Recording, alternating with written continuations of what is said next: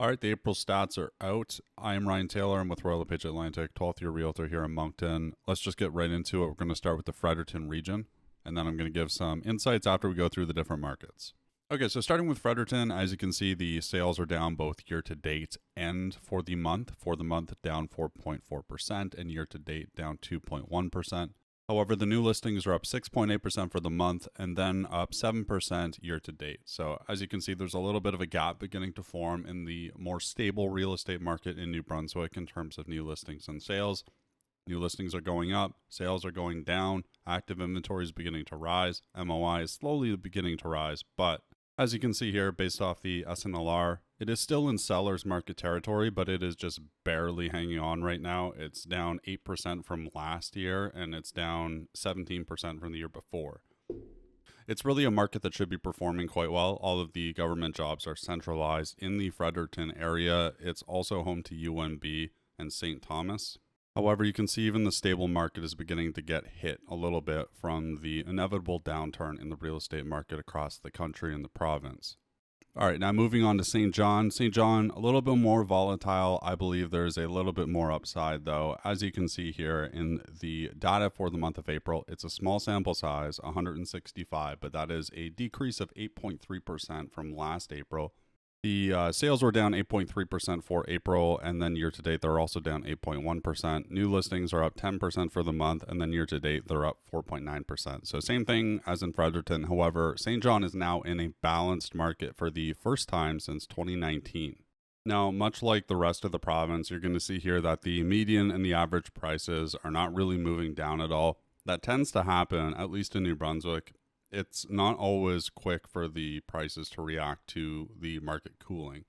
Will it happen? I don't know about the other areas, but I do think it will happen in Moncton.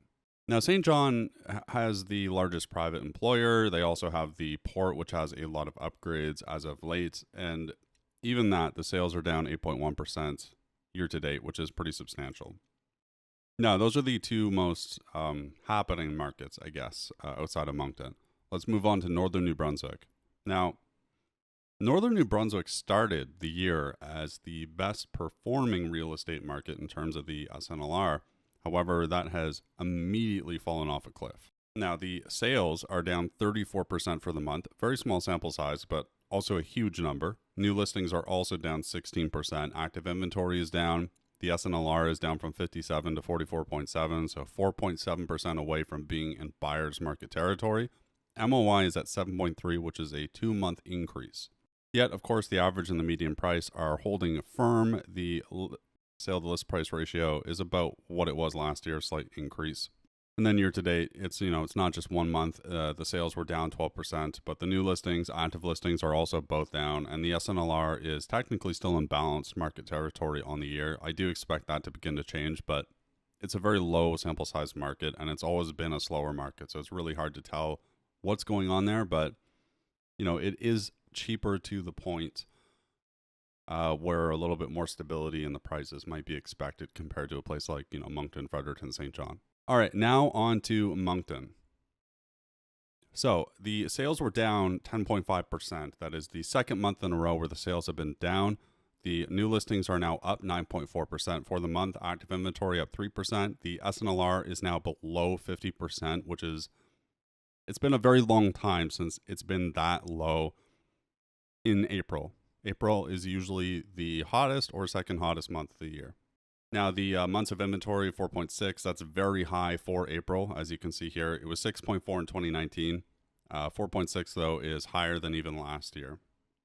The average price is basically flat, negative 0.4. The median up 0.9%. I call it flat. If it's less than 1%, either way, it's basically flat. The sale to list price ratio is essentially what it was last year and worse than 2024, of course.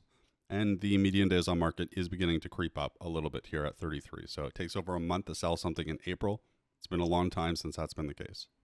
Year to date, it's the same story. The sales are down. New listings, though, are also down. The active inventory is up 7.7%, and the sale to new listing ratio at 53.5. So a few months ago, I predicted that we would be in a buyer's market as soon as May, most likely June or July. Will we hit that? I don't know. It was a video for fun, but 48% sale to new listing ratio in April. I don't think I could have predicted that. That is quite low. We'll see what May brings, but usually May is lower than April.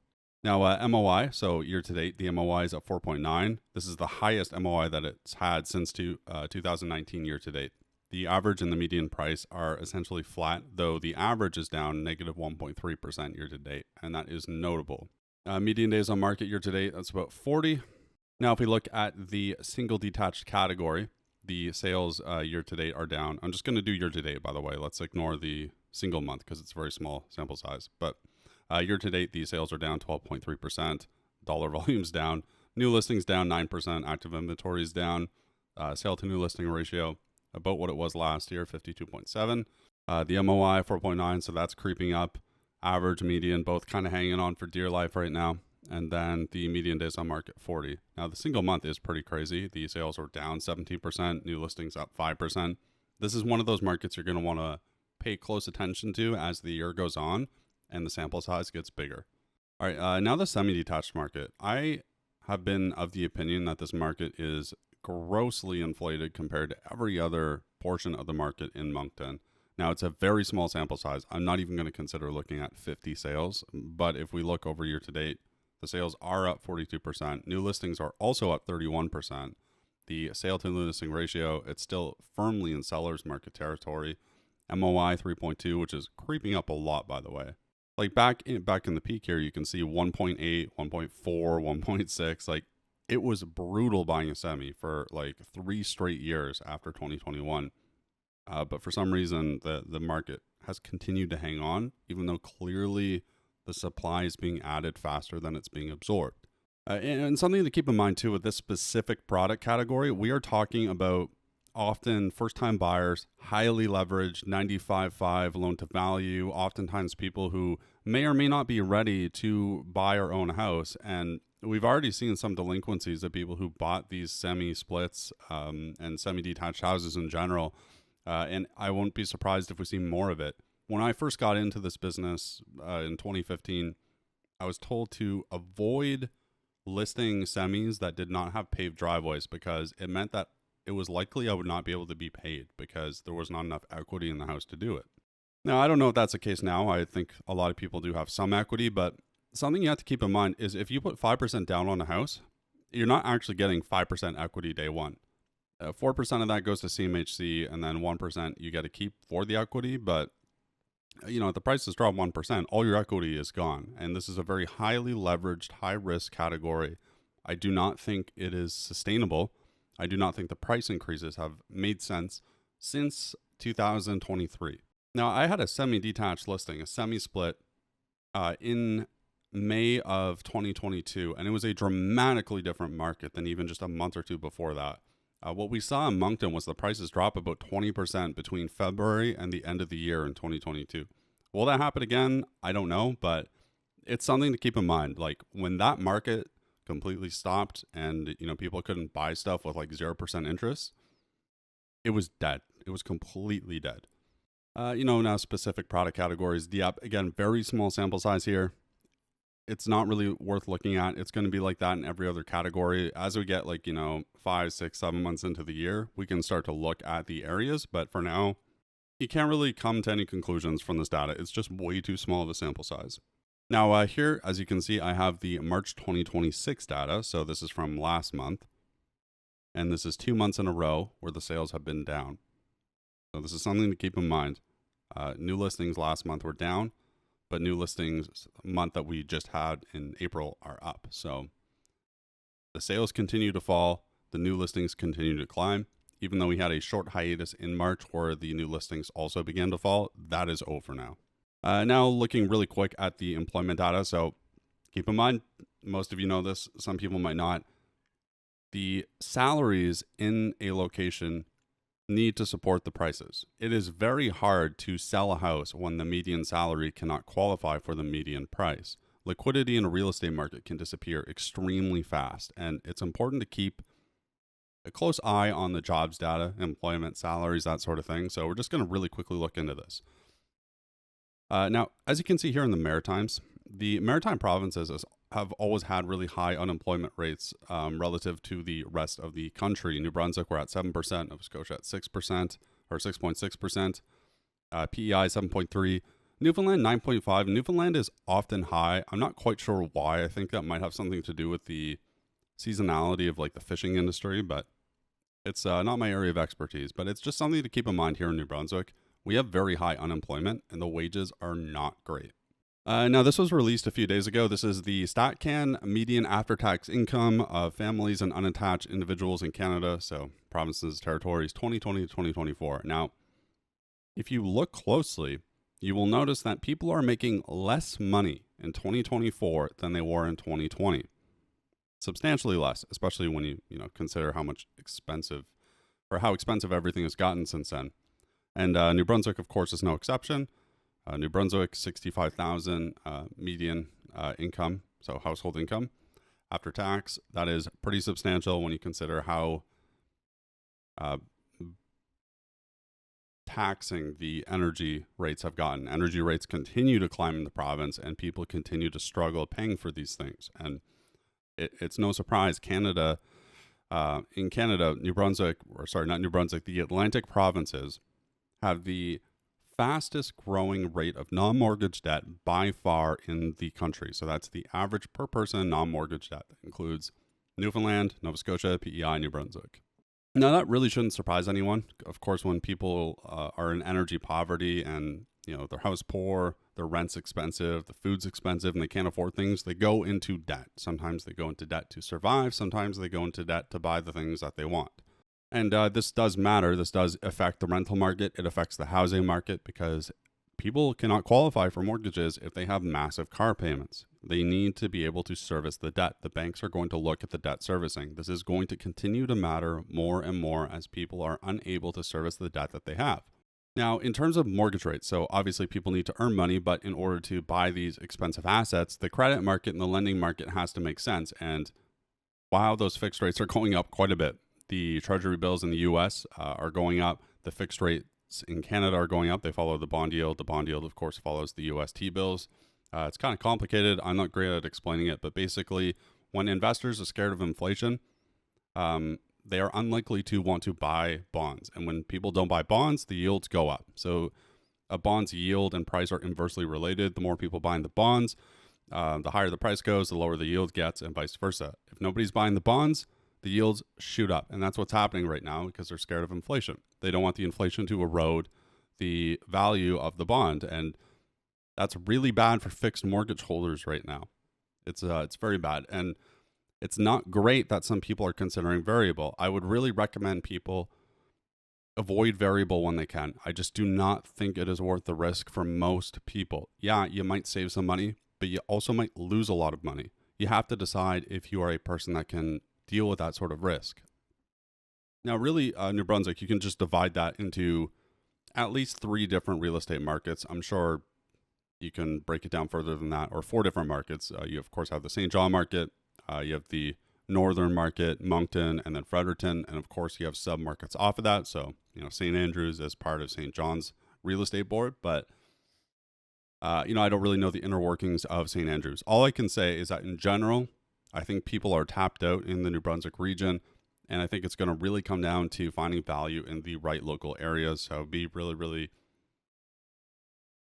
discriminating with the houses you buy. Be very picky, get those inspection clauses, protect yourself with finance, insurance clauses, radon tests, big one. Get the radon test. I do not care what tinfoil hat person told you that radon tests are useless and radon's made up.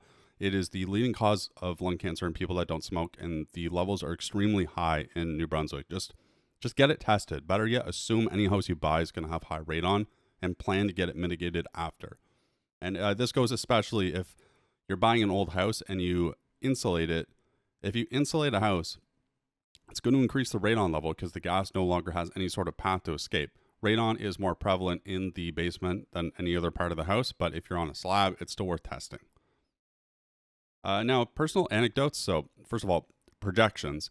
I think best case scenario, the market just holds flat for 5, 6, 7 years. I can't predict the future. But I do think worst case scenario, we could see another drop like we saw in 2022. Will it be 20% plus? I don't know. I wouldn't rule it out though, and I would definitely be prepared to handle any type of loss. It's fine as long as you hold on to the house and don't sell it when the market dips, but you don't want to buy at the peak and then be forced to sell when the market dips. The Florida real estate market is set by the people who need to sell. Like, you might say, oh, okay, well, my house is worth this much. If I don't get the price I want, it's fine. I just won't sell. But if your neighbor has a bunch of debt and there's creditors like just at him and he has to sell his house, well, his house is going to sell for less, which means your house is not going to appraise for what it needs to appraise for, even if someone is willing to come and buy that house. So you have to understand that liquidity in real estate can disappear very, very quickly, a lot quicker than the fear of missing out can cause real estate prices to boom. It's a very dramatic cycle when you're talking about manias and panics. They're both irrational and they are two sides of the same coin, but you have to understand how much more severe, quick, and dramatic the panic is than the mania. Because I think it's fair to say that there are probably a lot of people in the province of New Brunswick that do need to sell and do not have the luxury of staying put.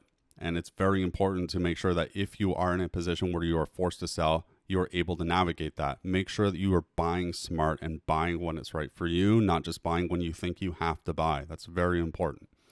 Now, personal anecdote. Right now I have about 13 active clients that I'm working for. Some are preparing to sell, some are preparing to buy. Here is what I'm going to tell you that I told them and how they are responding. So for the sellers, they understand what type of shifting market we're in. We are going to be listing these houses competitively. We're going to market them well. Everyone will see them and they will be priced at a point where people are going to want to get in and see them.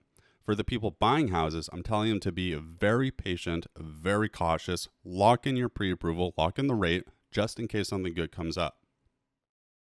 And the buyers are being a lot more cautious nowadays. These are not like 2022 when they were just willing to throw everything at every single house that they could find. They are much more cautious. They want the right house, the right value, and this is good. This is good for the market. It's good for the buyers, and frankly, it's good for the sellers because it doesn't benefit you. If you're buying a house to stay put, the only thing higher house prices are going to do is increase the amount of taxes that you have to pay on that house. So it doesn't benefit anyone when the prices just go up to infinity every single year. Anyways, with that being said, I am a licensed realtor in the Moncton region with the New Brunswick Real Estate Board. The opinions in this video are my own. They do not represent the opinions of other members or affiliated organizations. Even though this is real estate advice, it might not be applicable to your situation.